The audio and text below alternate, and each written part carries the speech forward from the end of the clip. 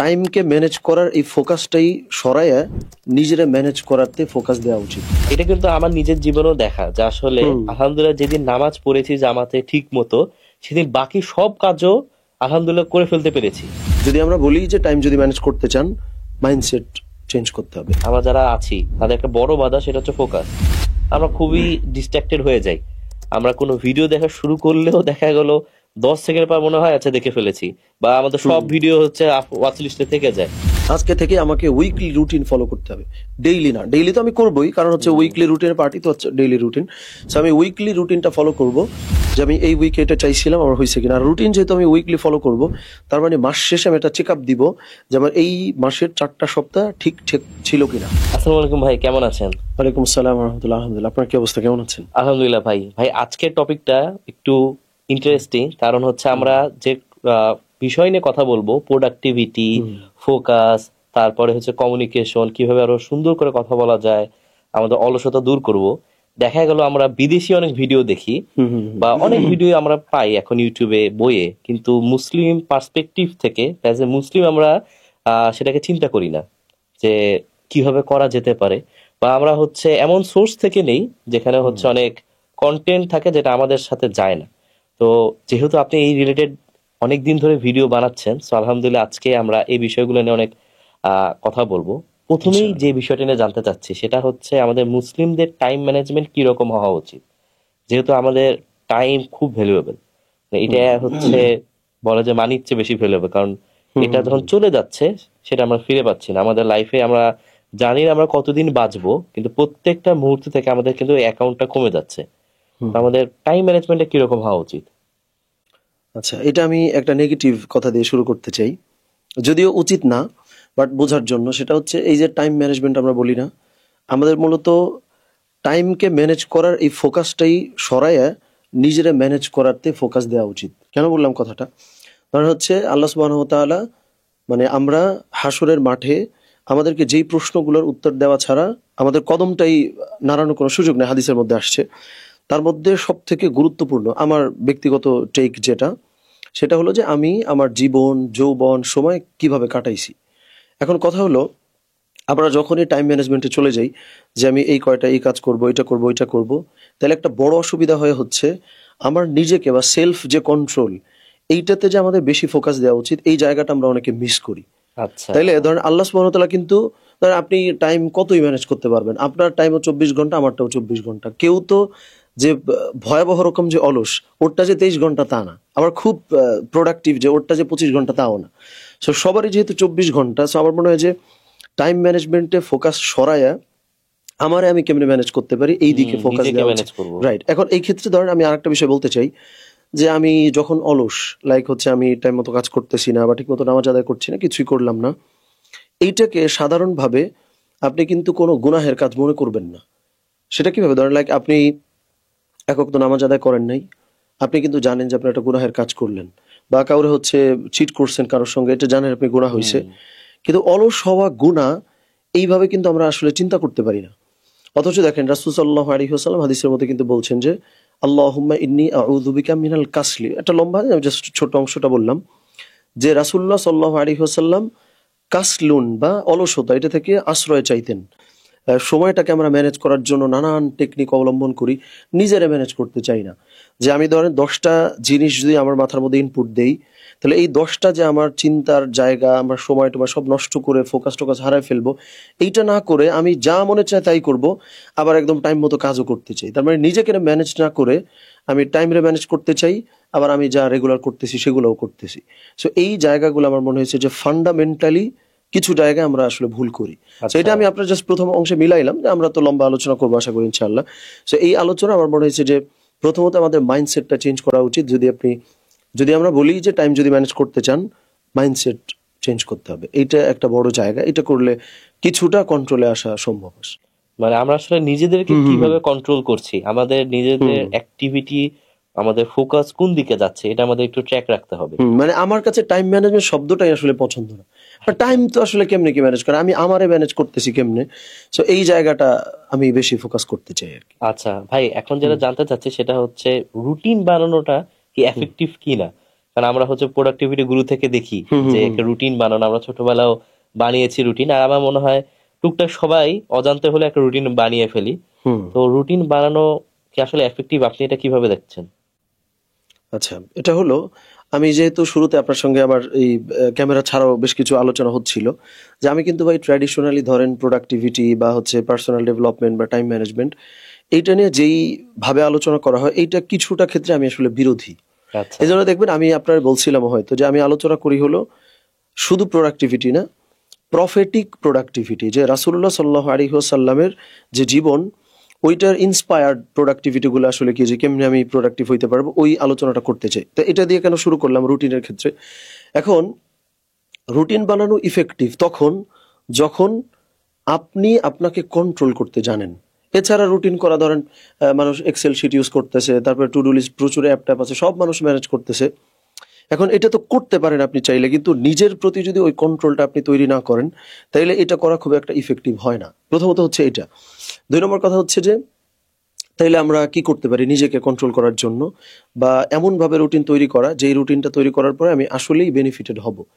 এটা ধরেন আমার ব্যক্তিগত অবজারভেশন, বা আমার মনে হয় যে অনেকে একমত পোষণ করবে, এবং আপনিও হয়তো করবেন। সেটা হলো, ধরেন আমি আপনার একটা কাজ দিলাম, যে এই কাজটা হচ্ছে টানা তুমি 1 ঘন্টা করো বা 2 ঘন্টা করো। আপনি দেখবেন আমাদের যে ফোকাস, এইটার একটা পিক লেভেল থাকে, যে এই পর্যন্ত আমি একদম হাইলি ফোকাসড হয়ে হয়তো কাজ করতে পারি। হয়তো এটা 1 ঘন্টা পরে, 1.5 ঘন্টা পরে আমি অলস হয়ে যাই, আমি আর কাজটা হয়তো করতে পারছি না। তার মানে হলো রুটিন ফলো করা বা সময়ের বরকত পাওয়া, যেটাই বলি না কেন, এটার জন্য এই ব্রেকগুলা দরকার। আচ্ছা। এই ব্রেকগুলা দরকার। এখন ব্রেকগুলা আমি যদি আপনারা বলে দিই, যে হচ্ছে ওই যে পোমোডোরো টেকনিক বা প্রচুর টেকনিক তো আছেই অলরেডি। এখন এটা তো আপনি নাও মানতে পারেন, কারণ হচ্ছে যে এইটা তো আমার বানানো কথা না, বা হচ্ছে এইটা আমার আপনার মতোই একজন মানুষ আমারে বলছে যে পোমোডোরো টেকনিক ফলো করলে তুমি হচ্ছে খুব প্রোডাক্টিভ হইতে পারবে। এখন এটা ফলো না করলে সমস্যা কি? তাহলে আপনি ফলো করলেন না। এই কারণে আমি বলতেছি যে আমি তাহলে কি করতে চাই বা কি করতে বলি। আপনার পোমোডোরো টেকনিক ফেকনিক কিছুই আমি বলি না। আমার কথা হচ্ছে যে কোনো নামাজ আপনি কাজা করবেন না। আপনি কোনো নামাজ কাজা করবেন না, তাইলে কি হবে? আপনি ধরেন ফজর নামাজ পড়লেন, একদম মসজিদে যায় টাইম মতো আপনি ফজর নামাজটা আদায় করছেন। এই যে আপনার একটু হাঁটাহাঁটি হয়ে গেল, অত ভোরে আপনি কোনো রিক্সাও পাবেন না মসজিদে যাওয়ার জন্য, মানে আপনার হাঁটতে হচ্ছেই। সো এই যে ফিজিক্যাল একটা মুভমেন্ট হইলো, আপনি আবার নামাজ পড়ে তারপর হচ্ছে বাসায় ব্যাক করছেন। সো তাতে কি হইলো, বাসায় আপনি যদি নামাজ আদায় করতেন, যে ফজর সময় হইছে, কোনো রকম ঘুম থেকে উঠে অজুটা করে নামাজ পড়ে আবার ওই অবস্থায় ঘুমায় পড়ছি, এই ঘুমটা কিন্তু আপনার ভেঙে গেল। ফলে কি, অনেকের ফজরের পরে ঘুমানোর যে বদ অভ্যাস, এইটা আপনার কেটে যাচ্ছে। মানে আমি হচ্ছে সলাতের ভিতর দিয়ে জিনিসটা আনতে চাই, যদি মসজিদে গিয়ে আমরা পড়তে পারি। রাইট। এই হাঁটাহাঁটি হবে, আপনার মুভমেন্ট গুলা হচ্ছে, সেল গুলা নড়াচড়া করতেছে। সো আপনি ফজরের পরে তাহলে কিছুক্ষণ কাজকর্ম করতে হবে, যেহেতু ঘুমটা ভেঙেই গেল যে কোনো কারণেই হোক। সো ফজর পর কিছুক্ষণ কাজ করলেন, অফিসে যাওয়ার প্রয়োজন হলে অফিসে গেলেন, বা বাসায় কাজ করলে সেটাও করলেন। এরপরে একটা পর্যায়ে কাজ করতে করতে, যেটা আমি হেফসখানায় ধরেন আমাদের যেটা ফলো করা হইতো, 10টা বা 11টার দিকে আমরা একটু ঘুমাইতাম। আচ্ছা। কারণ আপনি তো ওই যে ফজরে উঠছেন, ফজরের পরে একদম ডিপ ওয়ার্ক, যেটা যে টাইমে কাজ করলে সব থেকে বেশি বেনিফিটেড আপনি হইতে পারবেন, এটা তো আপনি করে ফেলছেন। যার ফলে আপনি 10টা 11টা বা 12টার দিকে 1 ঘন্টা ঘুমাইতে পারেন, সমস্যা নেই। ফলে ওই টাইমে আপনি যখন, কেউ কিন্তু ওই টাইমে ঘুমাবে না, বা ঘুমানোর সুযোগ অনেকের ক্ষেত্রে থাকে না। এখন অনেকে, আমরা তো অফিসেও জব করি, তাদের জন্য তাহলে করণীয় কি? তারা যদি আপনার হচ্ছে আফটার ফজর যে কাজগুলো আমি করতে পারলাম, আমি ধরেন অনেক সময় হয় না যে অফিস থেকে কিছু মেইল আমি বাসায়ও খুলি, বা অফিসের কোনো ফাইল হয়তো বাসায়ও দেখাশোনা করতেছি, এই জিনিসগুলো করে ফেললে, আর টাইম মতো ঘুম থেকে উঠছেন, ফজরের পরে আপনি ঘুমান নাই, তার মানে অফিসের অন্যান্য যে কারোর কাছ থেকে, যে কারোর তুলনায় আপনার কিন্তু পারফরমেন্স ভালো হবে। মানে আপনি খুব ভালো, মানে আপনি 1 ঘন্টা 1.5 ঘন্টার কাজ করে ফেলতে পারবেন। যার ফলে কি, আপনি হয়তো বেডটা দিয়ে আপনি ঘুমাইতে পারবেন না, কিন্তু যেটা হচ্ছে একটু পাওয়ার ন্যাপ নেওয়া, যে আমি 20 মিনিট বা আধা ঘন্টা একটু ন্যাপ নিলাম, আমি ঘুমাইলাম না, এইটা করলেও কিন্তু আপনার ওই কাজটা হয়ে যাইতেছে। যে আমার তাইলে কি হইলো, ওই যে টানা কাজ করার পরে যে একটা ছোট ব্রেক দরকার ছিল, এই ব্রেকটা আপনার হয়ে যাইতেছে। সো ব্রেকটা নেওয়ার পরে এরপর তো আপনার আবার জোহরের নামাজ আদায় করার সুযোগ আছে, অফিসে থাকলেও তো নামাজ তো আমরা চাইলে পড়তেই পারি। সো এই যে আর একটা ব্রেক নিলেন, এখন এই ব্রেকটা নেওয়ার পরে আপনি আবার খাওয়া দাওয়া করবেন, বা সুযোগ হলে ওই যে 20 মিনিট বা 15 মিনিট। এখন অনেকে হয়তো একটা কমপ্লেন করতে পারে যে ভাই আমার অফিসে তো খুব প্রেসার, আমি তো কিছুই করতে পারি না। এটার আমার কাছে মনে হয় মিথ্যা কথা। কেন মিথ্যা কথা আমি বলতেছি আপনাকে। এখন আপনার যদি কাজ ভালো মতো হয়, অফিসে আপনার হচ্ছে 5টা ফাইল দিছে, যেগুলো তোমার হচ্ছে টাইমের মধ্যে আদায় করে ফেলতে হবে। এখন আপনি যদি আসলে খুব এফিসিয়েন্টলি কাজকর্ম করতে পারতেন, খুব প্রোডাক্টিভ হইতেন, তাইলে এই কাজটা করে 15-20 মিনিট বের করা যায় না, এটা আমি কিন্তু মানবো না। কারণ আপনার বাসা থেকে খুব জরুরি ফোন আসলেও তো আপনি একটু কথা বলার সুযোগ পান। সো এইটা আপনারই দায়িত্ব যে আপনি আপনার ডিজেকে প্রোডাক্টিভ করার জন্য, বা আপনি আপনার অফিসের 1 ঘন্টার কাজ 45 মিনিটে করে ফেলার জন্য কি করবেন, এইটা তো আপনার নিজের ম্যানেজ করতে হবে। সো আপনি 15-20 মিনিট আপনি একটু ন্যাপ নিলেন, যেটা ইসলামে হচ্ছে কাইলুলা বলা হয়, জোহরের পরেও একটু ন্যাপ নেওয়ার যে সুযোগ আছে। আর বাংলাদেশে কিন্তু যদি দেখি অফিস গুলায় আলহামদুলিল্লাহ জোহরের নামাজ আসরের নামাজ অফিস থেকে বাধা দেয় না, অনেক জায়গায় আমরা দেখতে পারি, বা অফিসেও অনেকে জামাত পড়ে। যারা পড়ে না অনেকটা দেখা যায় নিজের জন্য কথা করি পড়ে না, যে সে হয়তো অলসতা বা নিজেই যে শয়তান ওয়াসওয়াসা অনেক কাজ আছে আগে এইগুলো শেষ করে নিই তারপর সেখানে যাব, এটার জন্য অনেকে মিস করে ওই যে আমি বললাম যে আমরা কিন্তু এক্সকিউজ দিতে সবসময় প্রস্তুত, যে অফিসে এটা হচ্ছে করতে দিচ্ছে না, কিন্তু আপনার অফিসে তো 1 ঘন্টা হোক বা আধা ঘন্টা হোক 45 মিনিট আপনার তো লাঞ্চ ব্রেক দেয়। এখন আপনি লাঞ্চ ব্রেকে বৈশা হচ্ছে আড্ডা দিয়ে টিয়া 10 মিনিটের লাঞ্চ হচ্ছে আপনি 30 মিনিট লাগাবেন, তাহলে তো হবে না। আপনার উচিত ছিল 30 মিনিটের লাঞ্চ 15 মিনিটে সেরে 15 মিনিট একটু আপনি গা গড়া দেন, একটু রেস্ট করেন, তাইলেই কিন্তু এটা আপনার রিচার্জ করতেছে। এখন আসেন, আপনি কাজ করতে করতে অনেকের যেটা হয় যে যখন আসরের টাইম হয়ে যাবে, বিকেল হয়ে যায়, আমরা অনেকে অফিসে জব করি, কেউ তো আবার অফিসে জব করিও না। So আমি সবার জন্য কমন একটা বলতেছি, যে যখন একদম বিকেলের টাইম হয়ে যাইতেছে, অলসতা পেয়ে বসে, একটু ঘুমাইতে ইচ্ছা করে। এখন আপনার মাথায় যদি আসরের নামাজ থাকে যে আমি একদম টাইম মতো আমি আসরের নামাজ পড়বো, তাহলে কিন্তু চাইলেও আপনি ওই টাইমে শুয়ে পড়তে পারবেন না। কারণ হলো, আমি যদি আপনারা বলি যে ভাই বিকেলে ঘুমাইলে স্বাস্থ্য নষ্ট হয়, বিকেলে ঘুমাইলে এইটা হয়, এখন আপনি যদি আমার বলেন যে ভাই আমার স্বাস্থ্য নষ্ট হইলে আপনার সমস্যা কি, আমি এটা মানলাম না। কিন্তু আমি তো আমার কথা বলতেছি না, আমি বলতেছি যে আল্লাহ সুবহানাহু ওয়া তাআলা বিকেলে আসরের নামাজ আপনার জন্য আবশ্যক করছেন। এখন আপনি অলস হন, যাহান, আপনি আসরের নামাজটা উজু কইরা মসজিদে যায় টাইম মতো পইরা আসেন। এইটা করলে কি হইলো, প্রোডাক্টিভ হওয়াটা আপনার জন্য ফরজ হয়ে গেল। আমি যদি ওয়েস্টার্ন ফিলসফি নিয়ে যারা কাজকর্ম করছে তারা অনেক কথা বলে, হ্যাঁ অবশ্যই সেগুলো ইফেক্টিভ, কিন্তু কথা হলো আমার মতো মানুষ আমার একটা কথা মানতে বলছে, এটা তো আমি নাও মানতে পারি। এই কারণে আমার মনে হয় যে সলাৎ সেন্ট্রিক এই ব্রেকগুলা যদি হয়, তাহলে আপনার যখন একটু জীবনে আসবে, ঘুম আসবে, চাইলে আপনি পারবেন না, কারণ আপনার এখন জোহরের নামাজ, একটু পরে হচ্ছে আসরের নামাজ। সো এইভাবে করে নামাজের ভিতরে এরপরে তো মাগরিব বা ইশা আছেই। সো আমি এই লাস্ট দুইটা খুব লম্বা করি নাই। সো মূল কথা হলো, একদম ফজর থেকে যদি আমি আপনাকে বলি যে আপনি একদম হেঁটে হেঁটে মসজিদে যাবেন, আবার হচ্ছে হেঁটে মসজিদ থেকে আসবেন, এইভাবে করে সলাৎ আপনার জন্য ফরজ। এই ফরজটাই আপনি আদায় করেন। অর্থাৎ এক বাক্যে যদি আমি বলি যে কি করতে হবে, তাইলে সেটা হচ্ছে কোন নামাজ আপনি কাজা করতে পারবেন না, দ্যাটস ইট। এইটা করলে আমার মনে হয় যে খুব ইজিলি প্রোডাক্টিভ হওয়া সম্ভব। আমার মনে হয় এটা খুবই একটা সিম্পল সাজেশন, মানে শর্ট সাজেশন কিন্তু খুবই এফেক্টিভ। এই জন্য উদাহরণস্বরূপ একটু লম্বা করছি, কিন্তু মূলত করা। এটা কিন্তু আমার নিজের জীবনেও দেখা যে আসলে আলহামদুলিল্লাহ যেদিন নামাজ পড়েছি জামাতে ঠিক মতো, সেদিন বাকি সব কাজও আলহামদুলিল্লাহ করে ফেলতে পেরেছি। কিন্তু দেখা গেল যদি মানে এমন না যে আমি নামাজ না পড়ে খুব প্রোডাক্টিভ দিন হয়, কখনো কিন্তু এরকম না যে আমি জামাতে মিস করেছি অনেক কাজ হয়েছে। সাধারণত উল্টা, জামাতে নামাজ পড়েছি সেই দিনে আমার বেশি কাজ হয়েছে। ইভেন দ্যাট আমি যদি খুব অনেস্ট কনফেশন দিই, অনেক ক্ষেত্রে এই জায়গাটা তো আমিও মিস করি।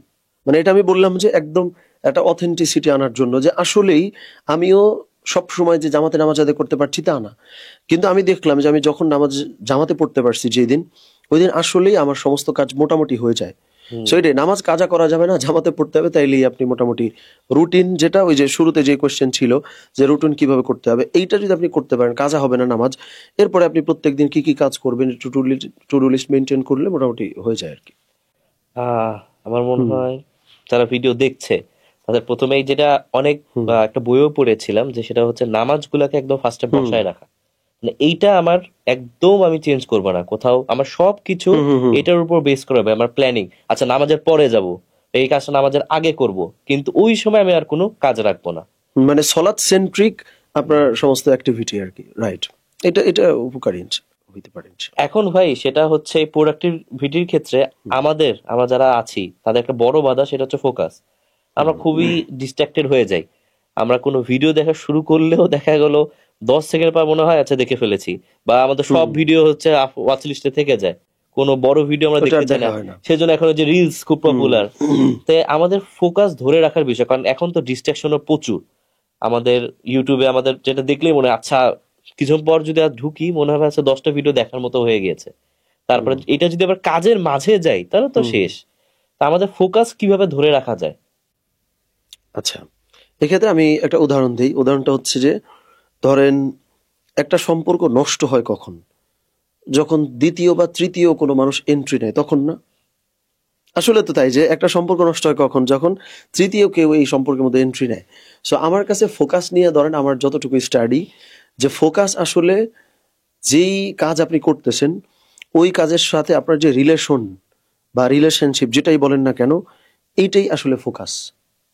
আচ্ছা, ফোকাস হচ্ছে, আমি, হ্যাঁ, যদিও কথাটা প্রায় একই, যে ফোকাস হচ্ছে মনোযোগ, কিন্তু আমার কাছে মনে হয় যে ফোকাস হলো মানে একটা কাজের সাথে আপনার সম্পর্ক কি পরিমাণে কোয়ালিটি সম্পন্ন, ওইটাই আসলে ফোকাস। এখন খুবই স্বাভাবিক যে একটা মানুষের 100% অ্যাটেনশন, সে যদি তার সম্পর্কের মধ্যে আরেকজন চলে আসে, তাহলে কিন্তু একটু নড়বড়ে হবে। আরেকজন যদি আসে, আরো নড়বড়ে হবে। সো মূলত হচ্ছে আমরা হয়তো বলি এটা যে অ্যাভয়েড মাল্টিটাস্কিং, যে আপনি যখন কোনো কাজ করবেন এইটার সাথে আপনার সম্পর্ক যেন খুবই ইখলাসপূর্ণ হয়, যে আমি একনিষ্ঠভাবেই তোমার সাথে আমি আসলে কানেক্টেড, এখানে অন্য কেউ নাই। সো আপনি যদি এই কাজটা করতে পারেন, ছোট থেকে ছোট কাজ হোক, কিন্তু এই টাইমে আমি এই কাজটা করতেছি, আসলে এটা আমি অন্য কোনো কাজ করব না, তাহলে কি হয়, যেই কাজটা আপনি করলেন ওই কাজের সাথে আপনার রিলেশনটা কিন্তু খুবই কোয়ালিটি সম্পর্ক হয়। সো এইটা কোয়ালিটি সম্পন্ন হইলো মানেই হলো ফোকাসটা ধরে রাখা সম্ভব। এইটা একটা। আরেকটা খুবই প্র্যাকটিক্যাল, এবং আমি মোটামুটি চেষ্টা করতেছি এমন কোনো কথা না বলতে যেটা হয়তো আমি করি নাই, অথবা হচ্ছে কাউরে বলছি সে কোনো উপকার পায় নাই, সেটা আমি মোটামুটি চেষ্টা করব না বলতে। বললে আমি রেফারেন্স দিয়ে দিব, সমস্যা নেই। সেটা হলো যে মাইন্ডফুল জিকির। একটা হচ্ছে ধরেন আমি কাজকর্ম করি, আমি অফিসে কাজ করতেছি, আমি হয়তো জিকির আজগার করলাম, সুবহানাল্লাহ আলহামদুলিল্লাহ পড়ছি, এটা জিকির, কিন্তু এটা কিন্তু মাইন্ডফুল জিকির না। মাইন্ডফুল জিকির হচ্ছে আমি যেই জিকিরটা করলাম ওই জিকিরটা খুবই মনোযোগের সাথে, যে প্রত্যেকটা শব্দ, প্রত্যেকটা হরফ, প্রত্যেকটা বাক্য আমি বুঝবো, মানে পুরো আমার মন ওই জিকিরের মধ্যে থাকবে, আমার কানের মধ্যে আসবে আওয়াজটা। সো আপনি যদি খুব রেগুলার ডেইলি আধা ঘন্টা হইতে পারে, 15 মিনিট হইতে পারে, যতক্ষণ আপনার সুযোগ আছে, এই টাইমটা যদি মাইন্ডফুল জিকির করতে পারেন, তাহলে কি হয়, আপনার মনের উপরে আপনার কন্ট্রোল তৈরি হয়। মানে ফোকাস আসলে কি, যে ফোকাস তো আমি যদি সম্ভব হইতো যে আমার মনটাকে কোনো একটা কিছু দিয়ে একটা কিছুর সাথে যদি জোড়া লাগায় রাখতে পারতাম বেঁধে, হ্যাঁ, তাইলে তো হয়ে যেত। এখন মন তো ভাই ধরা ছোঁয়া যায় না। ফলে এমন কোনো কাজ বা এমন কোনো আমল যদি থাকে যেটার মধ্যে দিয়ে আমি আমার মনকে কন্ট্রোল করতে শিখে যাই, তাইলে ফোকাস ধরে রাখা সম্ভব। সেটা হচ্ছে কি, একটা তো বললাম যে অনেকগুলো কাজ একসাথে করবেন না, তাহলে সম্পর্ক খারাপ হবে। সম্পর্ক খারাপ মানেই হচ্ছে ফোকাস, মানে ডিস্ট্রাকশন চলে আসছে। এখন এইটা যারা হচ্ছে আমাদের আলোচনাটা দেখবে বা আমি আপনি আলোচনা করতেছি, আমরা যদি আগামী 1 সপ্তাহ, এটা যখন পাবলিশ হবে ভিডিওটা, এটা আমি একটু অনুরোধ করেই রাখি, মানে আপনার মধ্য দিয়ে যারা আমাদেরকে দেখবেন তাদেরকে বলতেছি যে এটা শোনার পরে আপনি টানা 1 সপ্তাহ মাইন্ডফুল জিকির করবেন। 1 সপ্তাহ বা 10 দিন, যে কয়দিন পারেন, এইটা কইরা আপনি আসলে উপকার পাইছেন কিনা এটা আমাদের এই ভিডিওতে এসে বললেন। আমি কিন্তু খুবই ইনফর্মাল শব্দ ব্যবহার হুম হুম করতেছি, হুম। যে একদম আমাদের ফ্লোতে আমরা আলোচনাটা করতে চাই, যে মাইন্ডফুল জিকির প্লাস হচ্ছে একাধিক কাজ একসঙ্গে না করা। এইটা আর একটা লাস্ট বলে আমি ফোকাসের অংশটা মোটামুটি শেষ করি, অন্যান্য আলোচনা যেহেতু আছে। যে ধরেন, এটা আমি আমার এক্সপিরিয়েন্স থেকে বলতেছি, যে আমি আমি আর হচ্ছে আমার একটা ফ্রেন্ড আছে, নাম বলি অসুবিধা নেই, তো আরাফাত, আর একটা ফ্রেন্ড আছে আসাদুজ্জামান জয়। তো আমরা 3জন এক ফ্ল্যাটে থাকতাম 2022 সালে। আচ্ছা, 2022 সালে একই ফ্ল্যাটে ছিলাম। আমরা 3জনের কেউ কিন্তু কোনো জব করি না। এইটা না করার একটা বড় কারণ, প্লাস হচ্ছে ধরেন আমরা যারা কন্টেন্ট ক্রিয়েশনে আসতে চাইছি, আমরা যারা হচ্ছে কোনো এজেন্সি বা হচ্ছে কোনো ব্যবসা বাণিজ্য যে যেটা যাইতে চাইছি, আমরা আলহামদুলিল্লাহ 3জন ওই 2022 সাল থেকে এখনো পর্যন্ত সেম ওই ফোকাসেই আছি। এটাও তো আসলে ফোকাস, যে একটা কাজ আমি জাম্প না করে ওই একই কাজ বহু বছর ধরে করতে পারছি, এটাও তো এক ধরনের ফোকাস। তো এইটা করতে পারার সব থেকে বড় কারণ কি ছিল? বড় কারণ হচ্ছে এনভায়রনমেন্ট। যে আমি কথার কথা বিসিএসটা পাস করতে চাই, একটু ভালো করতে চাই, কিন্তু আমার রুমমেট যারা বা আমার ফ্ল্যাটমেট যারা, ওরা হচ্ছে অন্য, মানে ওরা হচ্ছে দেশের বাইরে যাইতে চায়, বা কেউ হচ্ছে হায়ার স্টাডির জন্য অন্য জায়গায় যাইতে চায়। তাহলে খুবই স্বাভাবিক আমি কিন্তু আমার ফোকাস ধরে রাখতে পারবো না, যে ওরে আমি দেখতেছি MP3 পড়তেছে, ওরে দেখতেছি হচ্ছে জিআরই দেওয়ার জন্য হচ্ছে ইংলিশে প্রস্তুতি হুম, নিচ্ছে। যার ফলে কি, আপনি যেই কাজে ফোকাস ধরে রাখতে চান ওই কাজ যারা করে এই ধরনের একটা, সেটা ভার্চুয়াল কমিউনিটি হইতে পারে, অফলাইন কমিউনিটি হইতে পারে, এরকম একটা পরিবেশ তৈরি করা, এটা একটা কাজ। আর একটা হচ্ছে ওই যে মাইন্ডফুল জিকির, এটা করা যেতে পারে। আর একটা হচ্ছে একাধিক কাজ একসঙ্গে না করা। এই জিনিসগুলো করলে আমি বলবো না যে 100% আপনার এই যে ফোকাস বা হচ্ছে ডিস্ট্রাকশন সমাধান হয়ে যাবে, না, কিছুটা হয়, এটা কিন্তু আমি বললামই যে আমার অভিজ্ঞতা থেকেই যে আমরা কেউ জবের দিকে যাই না, কিন্তু আমাদের কি সুযোগ আসে না, আসছে, মানে আমাদের মনেই চাই না, কারণ আমরা ডানে ভাবে দেখতেছি যে না, আমরা যারা একসঙ্গে আসি ওরা যেটা করতো, ওদের প্যাশনেট, ওরা যে কাজে ছিল ওইটা তো ওরা ভালো করতেছে। সো এটা করলেও মোটামুটি একটা তৈরি করা যায় আর কি। আপনি যখন যেটা বললেন মাইন্ডফুল জিকির, আমি কিছুদিন আগে এক জায়গায় এটা শুনছিলাম যে আমরা যে দোয়া পড়ি, মসজিদে ঢুকার দোয়া, বের হওয়ার দোয়া, আসলে এই মিনিং গুলো আমরা অনেকে জানি না ট্রু। যে কতটা ইম্প্যাক্টফুল। যে রহমতের দরজা খুলে দেওয়ার বিষয়ে বলা হচ্ছে যে আমি যাচ্ছি, আমি দোয়া করছি যাতে রহমতের দরজা খোলা হয়। তারপরে হচ্ছে আপনি যেটা বলে এনভায়রনমেন্ট, এটা খুবই ইম্পর্টেন্ট। মানে এমন না যে সবসময় সুযোগ থাকবে যে আমার পাশের পার্টনারই হবে হচ্ছে যে আমার মতোই, কিন্তু অ্যাটলিস্ট আমার খুঁজে বের করা যে আমি যে বিষয়ে কাজ করছি তারা আসলে কোথায় আছে, তাদের সাথে একটা সম্পর্ক বিল্ড করা, তাহলে আগে তাদের সাথে সময় কাটানো। ট্রু। ইভেন আমার কাছে ভাই অনেক ক্ষেত্রে আপনি যেটা বললেন যে এরকম লোক খুঁজে পাওয়া ডিফিকাল্ট, আমার কাছে ম্যাক্সিমাম জিনিস অজুহাত মনে হয়। আচ্ছা। কেন মনে হয়? যে আপনি খুব সিরিয়াসলি একটা জিনিস দরকার ছিল, আপনি পাগলের মতো খুঁজছেন কিন্তু পান নাই, এটা সম্ভবত হয় নাই। এখন আমার যদি টান থাকে যে অনেক দিন যাবত আমি হচ্ছে কথা কথা মিরপুর 11-তে ছিলাম, এই এলাকার দোকানদারদের সাথে আমার ভালো সম্পর্ক, এই মাঠে খেলাধুলা করতে যাই, বাসা চেঞ্জ করতে ইচ্ছা করে না। আসলে কিন্তু তাই হয় যে মানে আমরা আনকমফোর্টেবল কোনো কিছু করতে চাই না। এখন আমি যেই কাজ করি, ঢাকা শহরের কেউ কি ওই কাজ করে না? করে তো। করে তো। আপনার আনকমফোর্টেবল স্টেপটা নিতেই হবে যে না, আমি আমার এই স্মৃতি বিজড়িত নস্টালজিক মিরপুর ত্যাগ করে অমুক জায়গায় যাব যেখানে হচ্ছে এই ধরনের কাজকর্ম মানুষজন করে। সো এটা খুব সিরিয়াসলি আপনার করা দরকার। এবং আপনি যে মসজিদে ঢোকার দোয়ার কথা বললেন, এটাতে আমার একটা জিনিস মাথায় আসছে যে আমি যে নামাজ আদায় করি বা আমরা যে নামাজ পড়ি, এটার যেই শর্তগুলো আছে যে শরীর পাক হইতে হবে, কাপড় পাক হইতে হবে, নামাজের জায়গা পাক হইতে হবে। এখন কথা হচ্ছে যে আমি নামাজ আদায় করব, আল্লাহ সুবহানাহু ওয়া তাআলা সামনে দাঁড়াবো, আমি নামাজ আদায় করব, এটার সাথে আসলেই কি সরাসরি শরীর পাক, কাপড় পাক, নামাজের জায়গা পাকের কোনো রিলেশন আছে মনে হয়? সরাসরি কিন্তু কোনো সম্পর্ক নাই। যে আমি হচ্ছে পাক পবিত্র হয়ে নামাজে দাঁড়াবো, এটার সাথে তো নামাজের কি রিলেশন থাকার কথা? নামাজে আমি আল্লাহ সুবহানাহু ওয়া তাআলাকে রুকু করতেছি, সিজদা করছি, কিয়াম করতেছি, কিন্তু রিলেশনটা কোথায়? এটা আমার ধরেন আমরা রিসেন্টলি কিছু কাজ করছি যে সলাৎ সেন্ট্রিক প্রোডাক্টিভিটি নিয়ে, ওই জায়গা থেকে আমার যেটা ফাইন্ডিং সেটা হলো যে আমি যখন অজু করি আমার মুড কিছুটা চেঞ্জ হয়। আমার যখন একটা ভালো পারফিউম ইউজ করি আমার মুড আরেকটু চেঞ্জ হয়। আমি যখন একটা ভালো ড্রেস পরি আমার মুড আরো ভালো হয়। সো এই যে আপনি নামাজে ঢুকবেন, ওই নামাজে ঢোকার জন্য কিন্তু এই যে পরিবেশ, ড্রেস আপ, এই জিনিসগুলো দরকার নামাজে খুব ভালো করে মনোযোগ দেওয়ার জন্য। এইটা ওই পরিবেশের সাথে সম্পৃক্ত, যে আপনি যেই পরিবেশে আছেন ওইটার সাথে এটা সম্পৃক্ত। ইভেন দেখেন আপনি যখন খুব মন খারাপ আছে, আপনি দেখেন আপনার যদি সুযোগ হয় আপনি গোসল যদি করেন বা যদি পুকুরে ডুব দেওয়ার সুযোগ থাকে দিলেন, দেখবেন আপনার মুড চেঞ্জ হয়। তার মানে উজু করা, ড্রেস চেঞ্জ করা, ভালো একটা আতর ইউজ করা, এগুলো আমার মুড চেঞ্জ করার ক্ষেত্রে ভূমিকা পালন করে। এই জন্য আপনি নামাজে আল্লাহর সামনে দাঁড়াবেন, যেই অবস্থানে আছেন এর কোনো ট্রানজিশনাল কোনো পয়েন্ট নাই, কোনো শিফটিং নাই, হবে না। এই কারণে হলো এই শর্তগুলো পালন করে যখন আমরা নামাজে ঢুকি, নামাজে আমরা অনেক মনোযোগী হই। এখন যদি ব্যাপারটা এরকম হয় যে কোনো রকম গাড়ি থেকে নেমে উজুটা করে নামাজে দাঁড়ায় গেছে, এইটা না তো। উজুটাও আপনি খুব সচেতন ভাবে যে আমি হাতটা যখন ধুলাম এই হাতের ময়লাগুলো ঝরে গেল, আমার হচ্ছে রাইট গোড়াগুলো ঝরে, আমি যখন মুখটা ধৌত করছি আমার মুখের পাপগুলো ঝরে যায়। সো এইভাবে বুঝে শুনে যদি করেন তাইলে বোঝা যায় যে নামাজের জায়গা, শরীর পাক, উজু এগুলোর কি রিলেশন আছে। সো ওইটাই যে আপনি পরিবেশ চেঞ্জ করেন, আপনি কাজে মনোযোগ ফেরত আসবে সলাতের মতো, তাতে ফোকাসও ফেরত আসবে। সো এই জিনিসগুলা অঙ্গাঙ্গি ভাবে জড়িত, এটা আপনার ওটার সাথে মিলাইলাম আর কি। এক্স্যাক্টলি ভাই। এখন আপনি যা বললেন, আমি একটা জায়গায় পার্সোনালি খুবই স্ট্রাগল করি, খুব বলতে খুব। আর অনেক মানুষকেই দেখেছি যারা প্রোডাক্টিভ হওয়ার চেষ্টা করে তারা এই জায়গায় এসে প্রবলেমটা ফেস করে, আর যারা আলটিমেটলি এই প্রবলেমটা পার করতে পারে তারাই বলা যায় সফল হতে পারে আলটিমেটলি। আর সেটা হচ্ছে কনসিস্টেন্ট থাকার বিষয়টা। আমরা অনেকেই কিন্তু অনেক কিছু শুরু করি, আমি যে চিন্তা করি 5 বছর আগে আমি যেটা অ্যাচিভ করতে চাচ্ছিলাম বা 5 বছর আগে আমি যা শুরু করেছি তাকে আমি কন্টিনিউ করতে পেরেছি, নিজেকে যদি প্রশ্ন করি আমার মনে অনেকেই বলবে যে ওটা শুরু করেছিল এখন সেটা পাচ্ছি না। হতে পারে ওয়েট কমানোর বিষয়টা, যে আমি 5 বছর আগে শুরু করেছিলাম কমিয়েছি আবার বেড়ে গিয়েছে। হতে পারে বই পড়ার বিষয়, কোন স্কিল ডেভেলপমেন্টের বিষয়টা। আমরা শুরু করি, দেখা গেল ভিডিও বানাতে চাচ্ছে, শুরু করলো, প্রথম 10 দিন খুব ভিডিও বানালো, অফ, আর তার কনসিস্টেন্সি নাই। তো আমাদের প্রোডাক্টিভিটির ক্ষেত্র, ভালো কিছু করার ক্ষেত্র আমরা কিভাবে কনসিস্টেন্টলি সেটা করতে পারবো? আচ্ছা, এটার জন্য আমি আপনার দিয়ে একটা উদাহরণ দিই। আপনি একটু আগে যেটা বললেন যে আমি ওয়েট লুজ করতে চাইছিলাম কিন্তু পারি নাই, না, পেরেছি। বা আমি কাঙ্ক্ষিত জায়গায় পৌঁছাইতে পারি না, বা হ্যাঁ। কনসিস্টেন্ট না এই ক্ষেত্রে। এখন আমার এটার সোজা যদি আমি কাউন্টার দেই, সেটা হলো আপনার সম্ভবত ওয়েট লুজ করার দরকারই ছিল না। কেন বললাম কথাটা?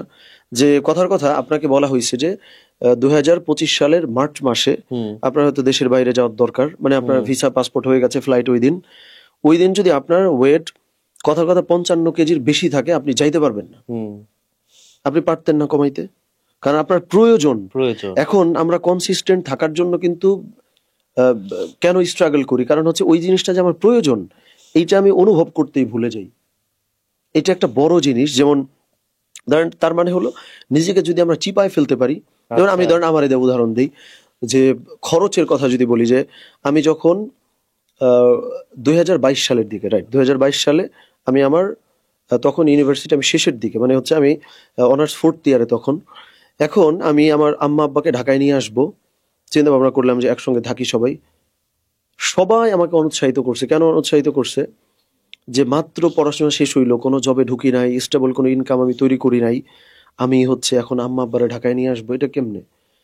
আমি কিন্তু আমার ফোকাস ছিল কিসে আমি বলি, আমি নিজের চিপায় ফেলবো। চিপায় ফেললে আমি যখন দেখবো যে মান্থলি এইটা আমার খরচ, তাহলে আমার কামাই করার কোনো বিকল্প নাই। ইভেন আমি বলি আলহামদুলিল্লাহ, আমি 2022 সালে আম্মা আব্বারে নিয়ে আসছিলাম, একটা ছোট্ট বাসায় আমরা ছিলাম। এখন আমার 2টা বাসা, একটা অফিস, এই 3টা জিনিস আমি কিন্তু চালাইতে পারছি আলহামদুলিল্লাহ। এই জিনিসটা ওই দিন আমি আমার চিপায় ফেলছিলাম। এরপরে আমার জন্য, মানে আমি এর কোনো বিকল্প নাই যে আমার দেয়ালে পিঠ ঠেকা, যে আমার আসলে এটা অর্জন করাই লাগবে। যার ফলে কি, আমরা যদি নিজের চিপায় ফেলতে পারি, তাইলে আপনার হচ্ছে কনসিস্টেন্ট থাকা সহজ। এটা একটা কথা, যে আমরা হ্যাঁ, যে হ্যাঁ, যাই হ্যাঁ। বলি না কেন ভাই, আমি ফোকাস ছিলাম না, কারণ ভাই আমার দরকারই ছিল না। আমার দরকারই ছিল না ওয়েট লুজ করা, আমারই দরকারই ছিল না যে আমি টাকা পয়সা আয় করবো। আমি আমার কমফোর্ট জোনে আছি। মানে আপনি যদি আনকমফোর্ট জোনে পড়ে যান, ডিসকমফোর্ট যদি আপনার মধ্যে তৈরি হয়, তাইলে কনসিস্টেন্ট হওয়াটা সহজ। এইটা একটা, যে আপনি চিপায় ছিলেন না, যার জন্য হয়তো অর্জন, আপনি বলতে আমি সবাইকে বোঝাচ্ছি আর কি। হ্যাঁ। আর একটা হলো যে এইটা মোটামুটি অনেকেই করে, বাট রেগুলার করে না আমার যতদূর মনে হয়, এই জন্য হয়তো উপকারটা পায় না। সেটা হলো, আপনি যদি টু ডু লিস্ট ফলো করেন, শুধু টু ডু লিস্ট না, আচ্ছা। আপনি হচ্ছে খাতায় লিখবেন, ফোনে না, আপনি খাতায় লিখবেন, আপনি কাজটা করছেন, আপনি ওইটার পাশে গ্রিন একটা টিক দিবেন। এটা হইতে পারে এক্সেল শিটেও, বাট আমি রিকমেন্ড করি হচ্ছে যে খাতায় লেখা। আর যদি আপনি না করেন, তাহলে হচ্ছে লাল দাগ দিবেন। আচ্ছা। এখন আপনি 7 দিন টানা দেখছেন যে লাল দাগ, 8 দিনও লাল দাগ, 9 দিনও লাল দাগ, এইভাবে লাল দাগ দিতে দিতে নিজের মধ্যে একটা গিল্টি ফিলিং তৈরি হবে। হুম সো আপনার ওয়েট লুজ করার ক্ষেত্রে কি খাবেন অথবা খাবেন না, বা হচ্ছে একটা স্কিল অর্জন করার জন্য কি করবেন না করবেন, ওইটাতে ফোকাস না দিয়ে, আমি করি না কাজটা, ঠিক আছে, কিন্তু রেগুলার আমি যে করি না, এইটা কোথাও জানান দিব। ইভেন আরেকটা কাজ হইতে পারে, এটা খুব অদ্ভুত, এটা যদি সম্ভব হয় করা যাইতে পারে, যে অনেকেই ঘুম থেকে ওঠার জন্য স্ট্রাগল করে না, সে ভোরে উঠতে পারি না। হ্যাঁ, হ্যাঁ, হ্যাঁ। এখন এটার ক্ষেত্রে একটা কাজ অনেকেই করতে চায়, খুবই কম, বাট আমি এটা শুনছি অনেক আগে, বাট আমি দেখছি এটা কাজ করে। যে আপনি রাতে হচ্ছে ফেসবুকে একটা স্ট্যাটাস দিবেন, ওটারে কিন্তু শিডিউল দেওয়া যায়, শিডিউল করা যায়। আচ্ছা। যে হলো, এটা ভোর 6:30টায় পোস্ট হয়ে যাবে, খুব আজে বাজে একটা লেখা আপনি তৈরি করবেন, লিখে শিডিউল দিয়ে রাখবেন আপনার ফেসবুক আইডিতে বা হচ্ছে পেজে। এখন আপনি যদি 6:30টার আগে না ওঠেন, ওটা কিন্তু পোস্ট হয়ে যাবে, হ্যাঁ। কারণ অ্যালার্ম দিলে তো ওটা অফ করা যায়। সুতরাং এইটাও কিন্তু একরকম চিপায় ফেলা, বিপদে ফেলা। ইভেন আমি অনেক আগে একটা অ্যাপ ফলো করতাম, অ্যালার্মি, ওই অ্যাপের নাম। এটা বোধহয় পেইড, কিছু ফ্রি ফিচারও আছে ওইটাতে। আপনি যদি অ্যালার্ম বাজে, ফোন বন্ধ করলেও কিন্তু এটা থামে না। আর এখন যে ফোনগুলো আসছে, ওইগুলো কিন্তু ব্যাটারি ডিটাচ না, মানে ব্যাটারিও খোলা যায় না। আবার তাহলে কি করণীয়, ওইখানে আপনি চ্যালেঞ্জ দেওয়া যায় যে রাতে ঘুমের আগে আমি আমার ব্রাশের ছবি তুলে পোস্ট করছিলাম, ঘুম থেকে উঠে ব্রাশের ছবি ওই পজিশনে রেখে যদি ছবিটা তোলেন, এরপরে অ্যালার্ম বন্ধ হয়। আচ্ছা। বুঝছেন, এটা কিন্তু আছে। আবার হচ্ছে যে আমি স্টেপ ফেলবো, যে আমি 5টা স্টেপ ফেলবো, তারপরে আমার হচ্ছে অ্যালার্মটা অফ হবে। সো এইটা কিন্তু একরকম চিপায় ফেলা। সো আপনি ঘুরে ফিরে দেখেন, সমস্ত, মানে আপনার যে কনসিস্টেন্ট না হওয়ার যে প্রবলেম, এই সমস্ত সমস্যার সমাধানের যতগুলা উপায়, সবগুলাই কিন্তু নিজের বিপদে ফেলা। সো আপনি সেটা রিয়েল লাইফে কোনো বিপদ হোক, অথবা ওইটার কোনো ভার্চুয়াল বিপদ আপনি তৈরি করেন, ভাই বিপদে ফেলবেন, আপনার কনসিস্টেন্সি চলে আসবে ইনশাল্লাহ। সিরিয়াসলি এটা খুবই ইফেক্টিভ, যে চিপায় আপনি ফেলবেন কোনো না কোনো ভাবে। হইতে পারে যে এই যে আমি দেশের বাইরের কথা বললাম বা একটা অ্যাপের কথা বললাম, এইভাবে করে আপনার কোন জিনিস আপনার জন্য চ্যালেঞ্জ বা কোন জিনিস আপনার জন্য বিপদ, এটা তো আপনার ফিগার আউট করা লাগবে।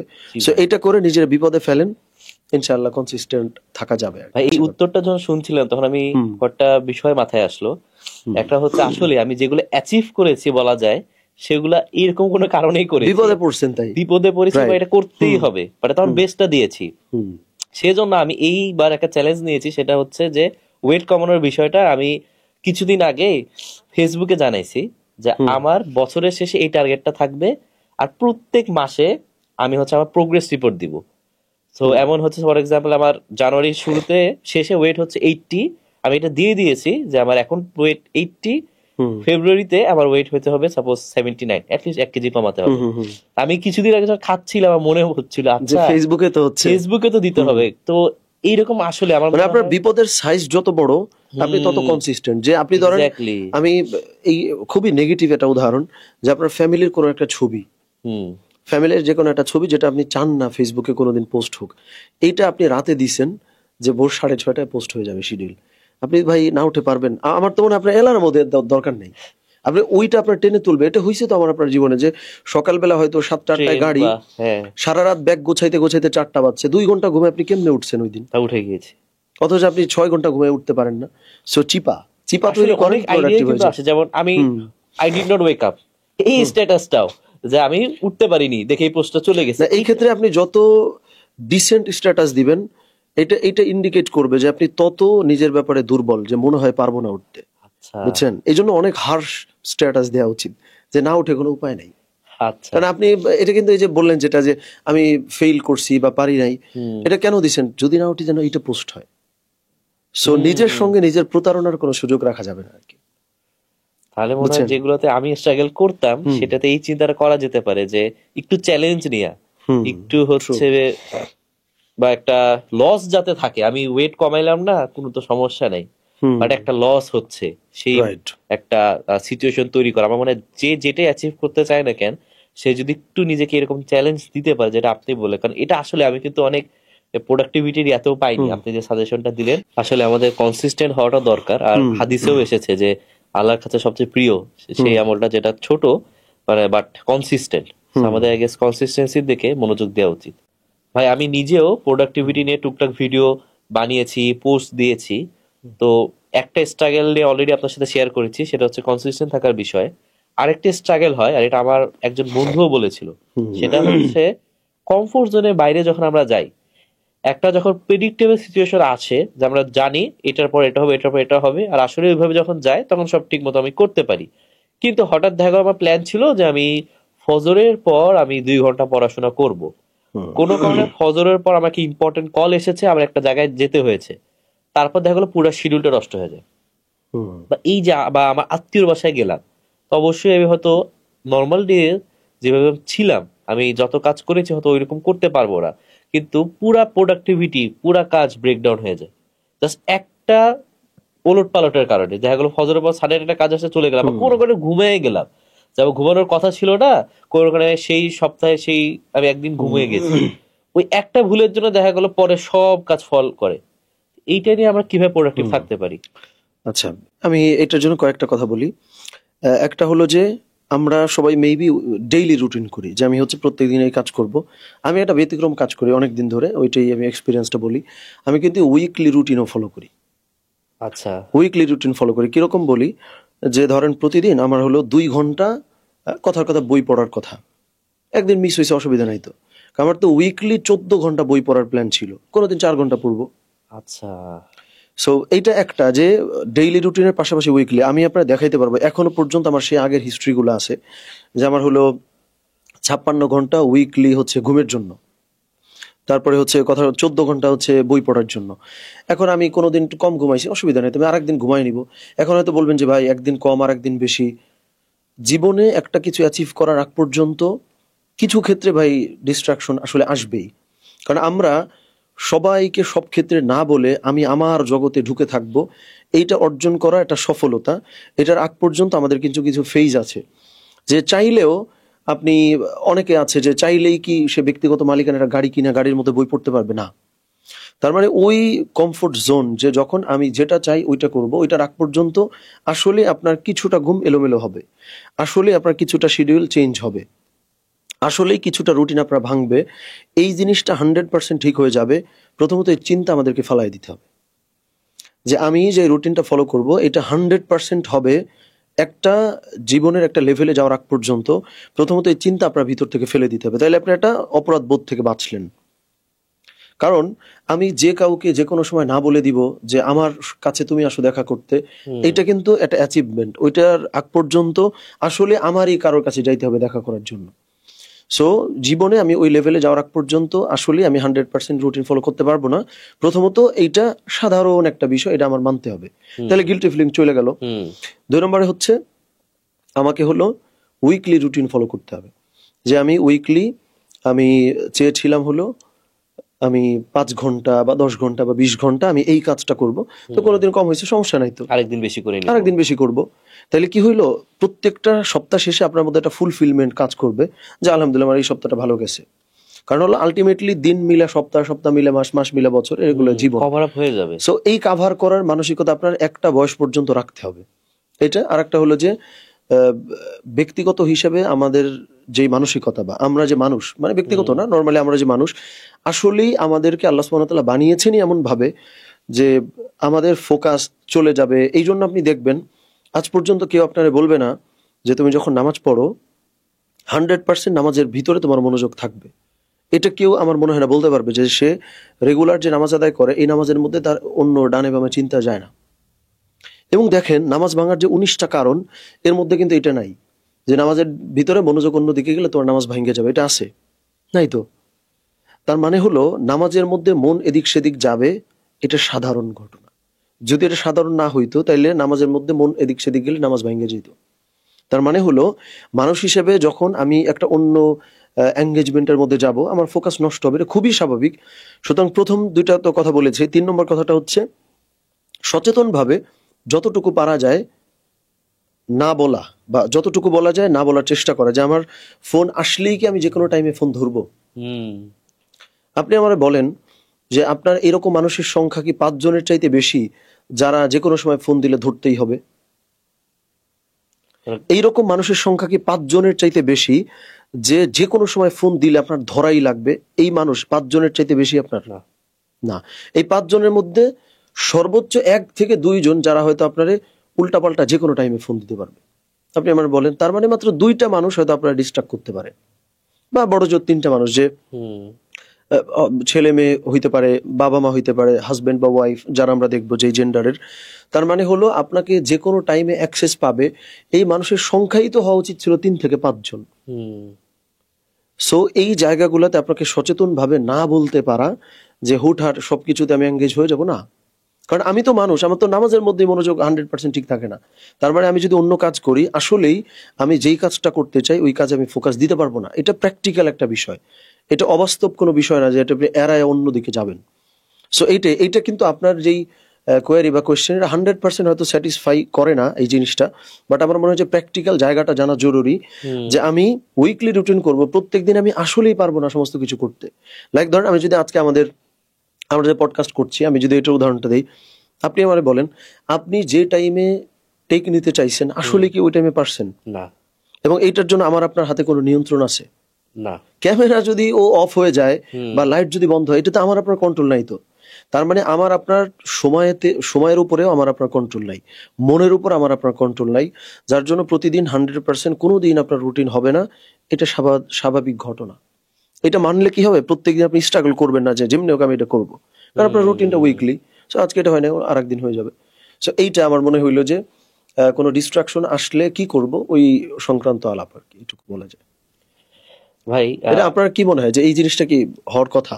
হ্যাঁ, প্রথমত এইটার জন্য মানে আমি নিজেও এই পার্টটা নিয়ে অনেক গবেষণা করি, সেটার জন্য আমি নিজেও অনেস্টলি একটা উইকলি রুটিন ফলো করি। এটা আমি ভিডিওতেও বলেছি যে আমার ক্ষেত্রে একটা টার্গেট থাকে, যেমন ঘুমানোর ক্ষেত্রে হোক, যেমন ক্যালোরির ক্ষেত্রে হোক, যে আমি এত ক্যালোরি বেশি যাতে না হয়। এখন প্রত্যেক দিন কিন্তু হয় না। তো ক্যালোরির কথা চিন্তা করে আপনার সাপোজ আপনার 1900 লাগবে কমানোর জন্য, ধরলাম কোনো একদিন যদি 2500 হয়, তার মানে এমন না যে আপনার পুরা সব শেষ হইতেই পারে, আপনি পরের দিন 1800 1700 করে করে উইকলি যে টার্গেট সেটা যাতে মিট করতে পারি। সো এটা Right. আসলে মানে আমি ওটার জন্যই আমি নিজে করা শুরু করেছি, কি আসলে প্রত্যেক দিন সবকিছু করা হয় না, যে আসলে আমরা যাই চাবো সেটা করা। আরেকটা যেটা আমি দেখেছি সেটা হচ্ছে যে সিচুয়েশন আমাদের একটা মিনিমাম মাইন্ডসেট রাখা দরকার যে এই কাজগুলো আমি করবই। রাইট, এটা এই যে প্রোঅ্যাক্টিভনেস এর মধ্যে হ্যাঁ। চলে আসে, যে এক্সটার্নাল আমারে কতটুকু ফোর্স করতে পারবে, এটা তো আমাদের মিনিমাম একটা যেমন কন্ট্রোল রাখতে হচ্ছে হবে। আমি এটা বইয়ে পড়েছিলাম টাইম ম্যানেজমেন্ট সিএন পাবলিকেশনে, যে ব্যাড ডেজ মানে হচ্ছে যেদিন আমি 100% থাকবো না, হতে পারে অসুস্থ হতে পারি বা অন্য কাজ থাকতে পারে। যেমন আমরা অনেক সময় প্ল্যান করে রাখি যে ফজরের নামাজের পর আমি হচ্ছে 30 মিনিট এক্সারসাইজ করব, 1 ঘন্টা ইসলামিক বই পড়বো, আধা ঘন্টা ইসলামিক লেকচার শুনবো, কাজ শুরু করার আগে ডেস্কটা সুন্দর করে গুছাবো। খুব বড় একটা প্ল্যানিং থাকে, কিন্তু প্রত্যেক দিন তো হবে না, হয়তো আপনার 7 দিনের মধ্যে 5 দিন হলো, কিন্তু যেদিন হচ্ছে না আপনি অসুস্থ, অ্যাটলিস্ট আপনি জানেন যে মিনিমামটা কি, যে আচ্ছা আমার আজকে মিনিমাম হচ্ছে আমি ফজরের নামাজটা মসজিদে পড়ে, আমি বাকিগুলো আমার হইতেও পারে নাও হইতে পারে, কিন্তু মিনিমাম আমার যে স্ট্যান্ডার্ড সেটা হচ্ছে আমার ফজরের নামাজে মসজিদে পড়বো, আমি হচ্ছে জিকির একটু হলেও করবো, মেবি আয়াতুল কুরসিটা পড়বো। একটা মিনিমাম স্ট্যান্ডার্ড সেট করা, যে প্রত্যেক দিন খুব বেশি হবে এইখান থেকে যাতে আমরা ওই দিন হয়তো যেদিন আমি অসুস্থ বা আমার আত্মীয় বাসায় যেতে হবে সেদিন আমি যাতে জানি আমার মিনিমাম এটুকু অ্যাচিভ করা দরকার।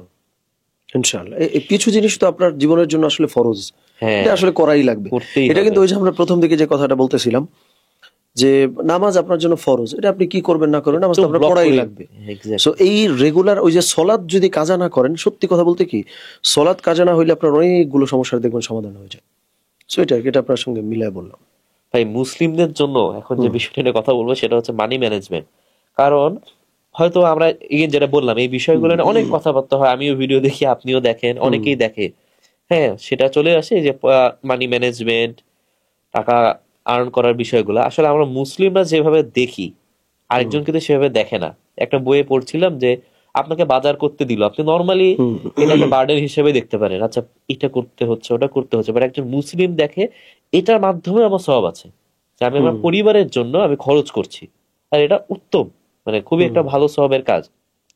তারপরে হচ্ছে এই সব বিষয়গুলো মানির সাথে যেগুলো রিলেটেড, যে আমাকে আখিরাতে প্রশ্ন করা হবে আমি কিভাবে টাকা আর্ন করলাম, কিভাবে স্পেন্ড করলাম।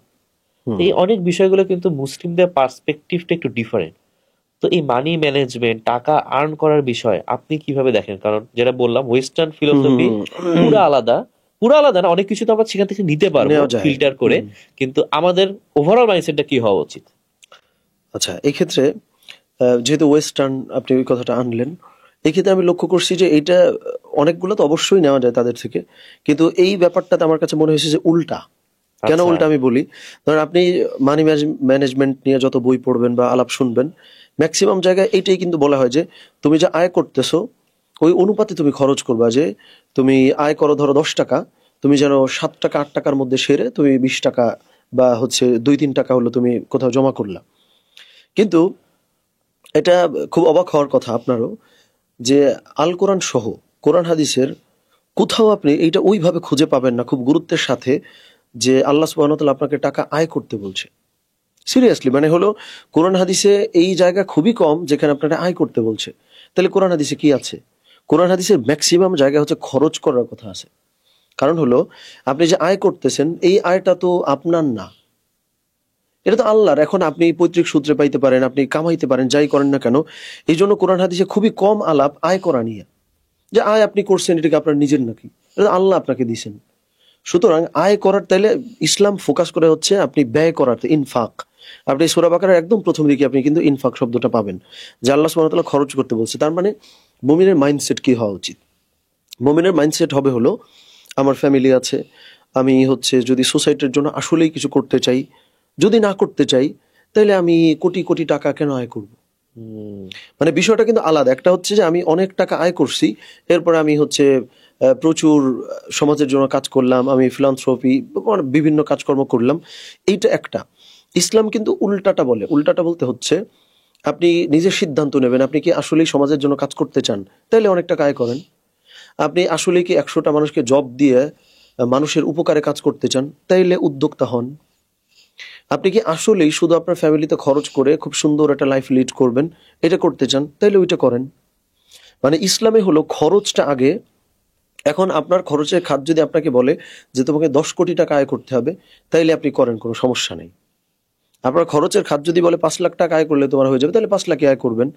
সো ইসলাম আপনাকে অনেক ধনী হইতে বলে, আবার ইসলাম ধনী হইতে বলে না। সো ইট মানে completely depends on your intention বা পারপাস, যে আসলেই আপনি টাকা কেন আয় করবেন। এটা যদি পরিষ্কার থাকে, আপনি অনেক আয় করলেও কোনো সমস্যা নেই। এটা একটা অনেক বড় জিনিস। এখন এটা হইলে কি সুবিধা হয়, যে আপনি যদি একটা পার্টনারশিপে যদি বিজনেস করেন বা হচ্ছে নিজেও কোনো একটা উদ্যোগ নিলেন, ব্যবসা করলেন, সেই ক্ষেত্রে আপনি আনএথিক্যাল বিভিন্ন কাজকর্ম কইরা অনেক বেশি প্রফিট জেনারেট করবেন, এই কাজগুলো আপনি কিন্তু করবেন না। কারণ আপনার এই যে বিজনেস আপনি শুরু করছেন, এটা শুরুতেই আপনার পারপাসটা তো পরিষ্কার ছিল, যে আমি হলো সমাজের জন্য একটা প্রবলেম সলভ করতে চাই, আমার নেটওয়ার্ক কত হোক এইটা না। এক্স্যাক্টলি, আর প্রবলেম ক্রিয়েট করে না। রাইট। এবং আপনার হচ্ছে টার্গেট ছিল হলো 10টা মানুষের ফ্যামিলি চলবে এইরকম করে আপনি একটা ব্যবস্থা জীবনে করতে চান, সেই জন্য আপনি একটা ব্যবসা আরম্ভ করছেন। তখন কি হবে, আপনি কিন্তু আপনার এমপ্লয়ীদেরকে একদম ফেয়ারলি আপনি পে করবেন। আর 20টা মানুষের কষ্ট দিব না।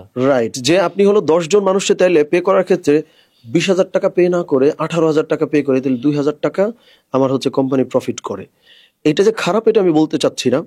আপনারা যদি ইন্টেনশন আসলেই ব্যবসার শুরুতে এটা থাকতো যে আমি হলো 20 জন মানুষ সংসার চালাইতে পারবে, এইটা আমি আমার মৃত্যুর আগে দেখে যাইতে চাই, তখন আপনি 20,000 টাকার জায়গায় 22,000 টাকা ওরে পে করবেন।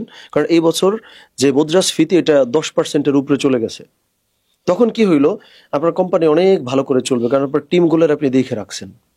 ফলে এইটা যে মেইন, ব্যক্তিগত সম্পদ হোক বা হচ্ছে যে আপনি ব্যবসা বাণিজ্য করছেন, সমস্ত ক্ষেত্রে আপনি খরচ করার গোল আগে সেট করবেন, এরপরে আয় করার গোল সেট করতে হবে।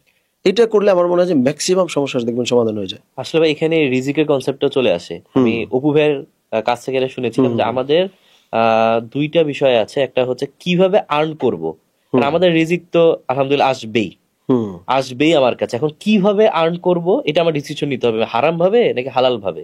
রাইট। এটাও আসলে এক জায়গায় শুনেছিলাম যে যে বিদেশিদের কনসেপ্ট ইমার্জেন্সি ফান্ড, মানে আমরা খারাপ একটা ধারণা করেই নেই যে আমি অসুস্থ হব, এই টাকাটা আমি সেটার জন্য রাখছি। তাছাড়া আমাদের নিয়তটা যদি ভালো করতে পারি, আমি টাকাটা ঠিকই রাখছি কিন্তু আমি হজে যাব, আমি হচ্ছে এটা দিয়ে কোনো ভালো কাজ করব, তাহলে কিন্তু আমরা টাকাটা রাখছি কিন্তু আমাদের নিয়তটা ভালো, এটার জন্য আমরা সওয়াব পাচ্ছি। আর আসলে লাইফ থেকেই দেখা, যেটা যারা সেভ করে রাখে এইভাবে, অনেকটা তাদের ওই কারণেই চলে যায় যে একটা নেগেটিভ কারণেই সে টাকাটা স্পেন্ড করেছে, সে সেটা ব্যবহার করতে পারে না। আর যারা হজ বা এইরকম যেগুলো আছে টাকার জন্য করে না, তার ওটা এমন না যে সে আসলেই করতে পারে, দেখা গেলো অনেকে সেটার আগেই চলে যায়। ট্রু। সো মূল কথা হলো রিজিক আপনার জন্য লেখা। আমি বলি সূরা জুমআর মধ্যে 28 নম্বর পরে সূরা জুমআর একদম লাস্টে আল্লাহ সুবহানাহু ওয়া তাআলা কিন্তু বলছে যে নামাজ যখন শেষ হবে, তোমরা ফাংতাশিরু ফিল আরদি ওয়াবতাগু মিন ফাদলিল্লাহ, নামাজ শেষ তোমরা জমিনে ছুটে যাও, তোমরা আয় করতে শুরু করো, টাকা পয়সা আয় করো, সম্পদ গড়ো, মানুষকে দান করো। মানে আমি একটু ইলাবোরেট করে ব্যাখ্যাটা করলাম। তার মানে মুমিনের অবশ্যই টাকা পয়সা আয় করার চেষ্টা করতে হবে, তবে তার আগে তার ইন্টেনশন একদম লিখতে হবে যে আমি এই কারণে টাকাটা আয় করতে চাই। বর্তমান জামানায় তো ধনী মানুষ আছে, নবীরা ধনী আর আমরা ধনী, পার্থক্য কি? নবীরা ধনী হয়ে ব্যয় করে দিতেন, আর আমরা ধনী হয়ে রাইখে দিছি, যে নেটওয়ার্কটা আমার হচ্ছে কতখানি বাড়লো, 200 মিলিয়ন ছিল, আজকে 190 হয়েছে, আমি তো টপ রিচেসদের ভিতর থেকে নামে গেছি।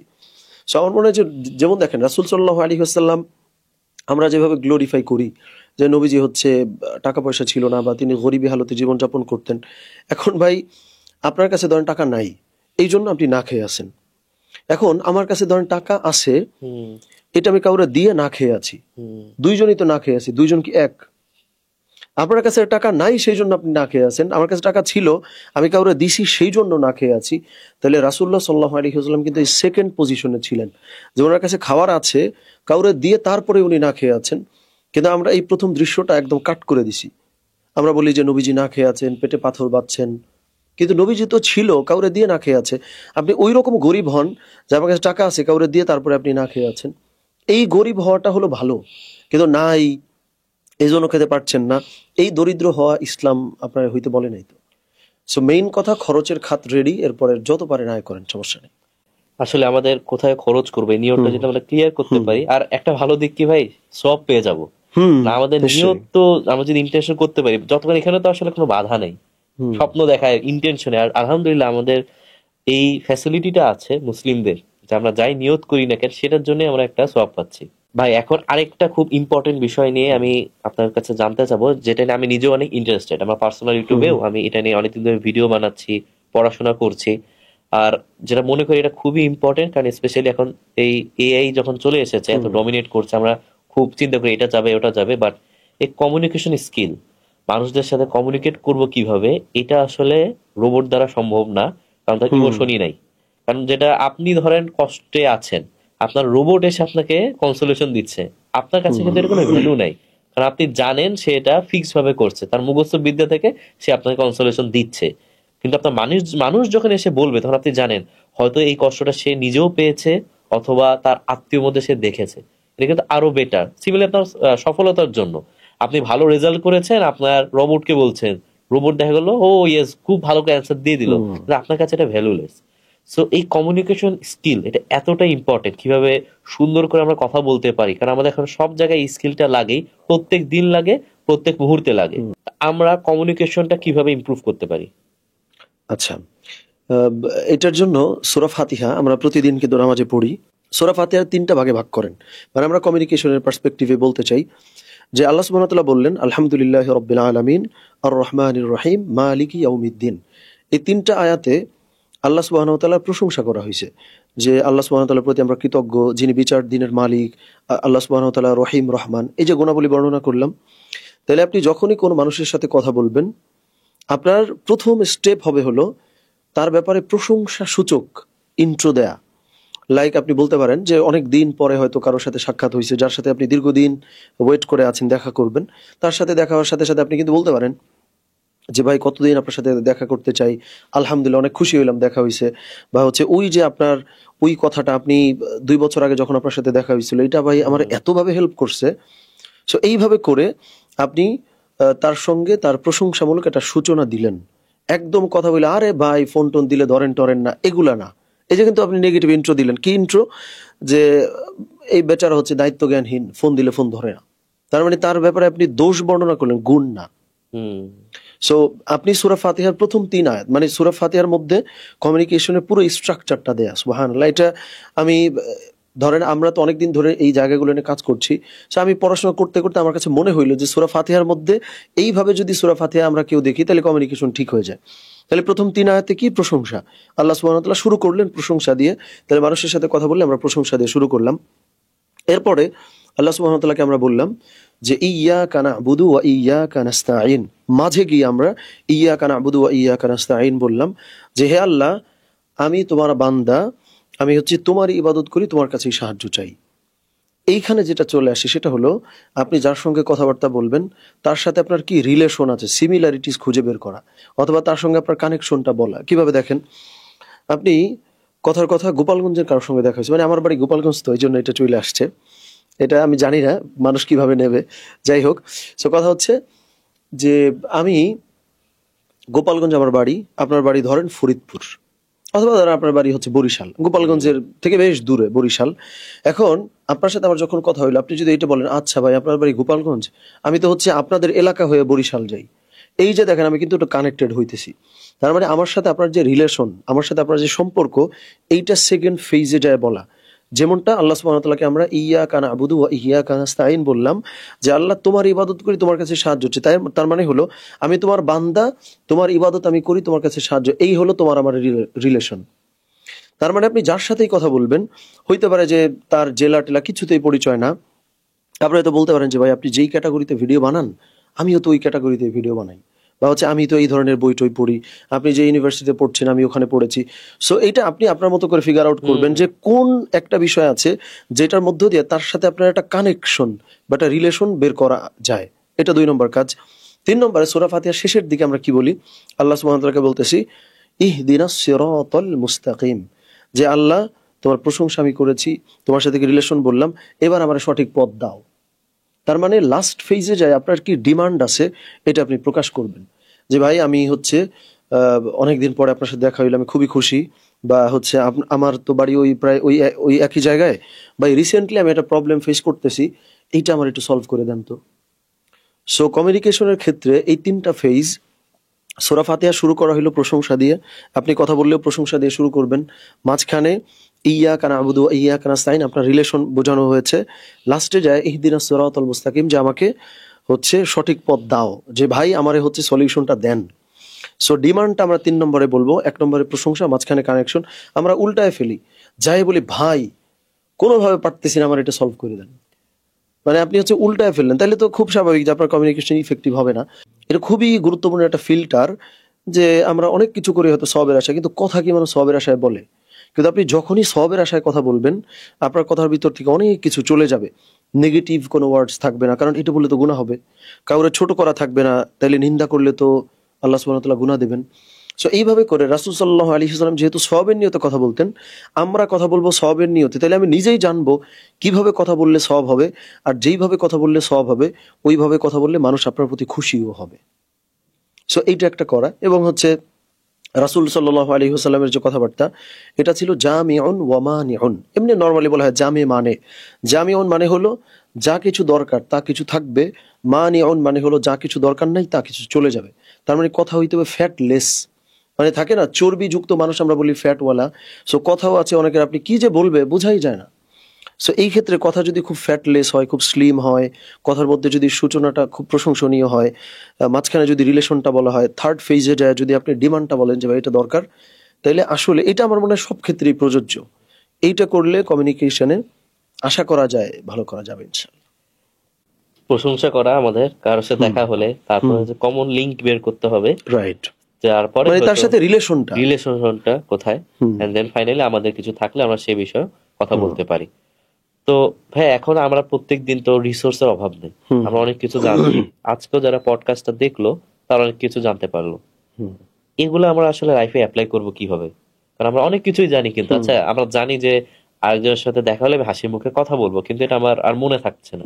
আজকেও আমরা যা জানলাম যে আমাদের হচ্ছে একটা নিয়ত বের করা, ফিনান্সিয়ালি আমরা কোথায় খরচ করব, আমাদের কথা বলার সময় হয়তো আমরা প্রশংসা করবো আরেকজনের, তারপরে এরকম আমরা প্রোডাক্টিভিটি নিয়ে যা জানলাম, কিন্তু আমরা অ্যাপ্লাই করার সময় আর করা হয় না। কিভাবে আমরা অ্যাপ্লাই করতে পারি? আচ্ছা, এটার ক্ষেত্রে আমি তিনটা কথা বলি। তার আগে একটু এইটুকু বলে নেই, তিনটা কথা বলার আগে, যে এটা কখনোই 1 সপ্তাহ 2 সপ্তাহ 1-2 মাসের মধ্যে অর্জন করার জিনিস না। এটা একটা। 2 নম্বর কথা হচ্ছে যে এইটা যে আপনি 100% অর্জন করে ফেলবেন তাও না। তাহলে যতটুকু আমরা মিনিমাইজ করতে পারি চ্যালেঞ্জগুলা, ওইটার ক্ষেত্রে 3টা কাজ করা যাইতে পারে। এই 3টা কাজও যেহেতু আমি পুরো আলোচনা জুড়েই বললাম যে কিছু বিষয় বেশ অদ্ভুত লাগতে পারে, কিছু বিষয় বেশ অস্বাভাবিক লাগতে পারে, যে ভাই এইটা সলভ করার জন্য এইটা বললেন, এটা কেমনে কাজ করে। বাট আমি বলবো যে এটা আপনি করেন, করার পরে যদি সলভ করতে না পারেন তাইলে আমারে বলিয়েন যে সলভ হয় নাই। সো এরকম অদ্ভুত আমি কয়েকটা জিনিস বলতে চাই। 1 নম্বরে হচ্ছে প্রোডাক্টিভিটি বা সমস্ত কিছুর ক্ষেত্রেই আপনি কোনো নামাজ কাজা করবেন না। তাহলে 1 নম্বরে হচ্ছে কোনো নামাজ কাজা করা যাবে না। আমি কিন্তু আপনার কোন প্রশ্নের উত্তর দিচ্ছি যে ভাই অনেক কিছু তো জানি কিন্তু মানতে তো পারি না। এই মানতে পারবেন কিভাবে, ওইটার আমি মেডিসিন গুলা বলতেছি। ফার্স্ট অফ অল, কোনো নামাজ কাজা করা যাবে না। 2 নম্বরটা হচ্ছে আজকে থেকে আমাকে উইকলি রুটিন ফলো করতে হবে, ডেইলি না। ডেইলি তো আমি করবোই, কারণ হচ্ছে উইকলি রুটিনের পার্টি তো হচ্ছে ডেইলি রুটিন। সো আমি উইকলি রুটিনটা ফলো করব, যে আমি এই উইকে এটা চাইছিলাম আমার হয়েছে কিনা। আর রুটিন যেহেতু আমি উইকলি ফলো করব, তার মানে মাস শেষে আমি একটা চেক আপ দিব যে আমার এই মাসের 4টা সপ্তাহ ঠিক ঠিক ছিল কিনা। যে এই উইকে আমি এত ঘন্টা ঘুমাইতে চাইলাম, আমি ঠিক মতো পারছি। এই উইকে আমি হচ্ছে 5 ঘন্টা বই পড়তে চেয়েছিলাম, আমি কি পারছি। এখন এইটা আমি পারলাম কিনা, এটার জন্য আপনি বিভিন্ন টুল ব্যবহার করতে পারেন, হার্ড কপিতে লিখতে পারেন, সেগুলো সমস্যা নেই। সো উইকলি রুটিন ফলো করা, প্রথমত কোনো নামাজ কাজা না করা, এই 2টা। 3 নম্বরটা আমার কাছে মনে হয় যে সব থেকে বেশি গুরুত্বপূর্ণ, সেটা হলো আমরা পুরো আলোচনার মধ্যে এটা বলেও ছিলাম একবার, সেটা হলো মাইন্ডফুল জিকির।